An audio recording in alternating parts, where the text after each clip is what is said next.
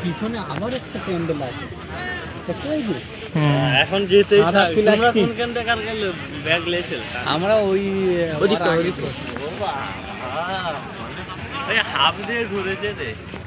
দেখেছি তো ঠান্ডা লাগবে না এদিকে বনগা হিল বনগা দেখলে আর ওগুলো তাম্বু তাম্বু করে একটু ফাঁকা টাইম কি বললো আল্লাহ রহমত হাসনাবাদ হাসনাবাদে মানে দুধ যারা আছে তাদের সব এই দিকে চারঘাট কি নাম নামটা চারঘাট।